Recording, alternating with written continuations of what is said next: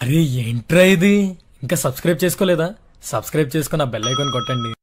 AP EAMCET 2024కి సంబంధించి మనకి ఇప్పటి వరకు ఎంతమంది అప్లై చేశారు, కాంపిటీషన్ ఎలా ఉంది అండ్ అలాగే మనకి టోటల్ డీటెయిల్స్ అయితే రావడం జరిగింది. మీకు స్టెప్ బై స్టెప్ మొత్తం ఈ వీడియోలో డీటెయిల్గా చెప్పడం జరుగుతుంది. వీడియో అంతా లైక్ చేయండి. కొత్తగా ఎవరైతే మన ఛానల్ చూస్తున్నారో సబ్స్క్రైబ్ అయితే చేసుకోండి. పక్కన బెల్ ఐకాన్ కూడా ఆల్ ఆప్షన్లు పెట్టుకోండి.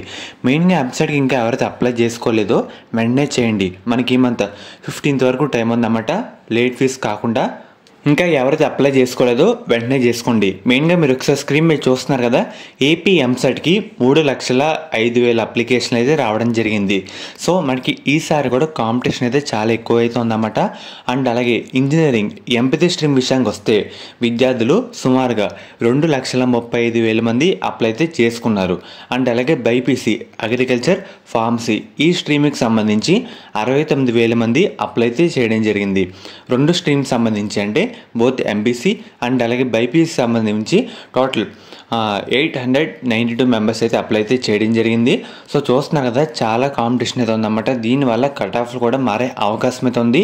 సో మీరు చదివే దాన్ని బట్టి మీకు మంచి సీట్ రావాలన్నా, ర్యాంక్ రావాలన్నా డిసైడ్ అయ్యి ఉంటుంది. సో మనకి ఇంకా టైం అయితే ఉంది 15 వరకు. ఈ టైంలోపు ఇంకా అప్లికేషన్ సంఖ్య కూడా పెరిగే అవకాశం అయితే ఉందన్నమాట.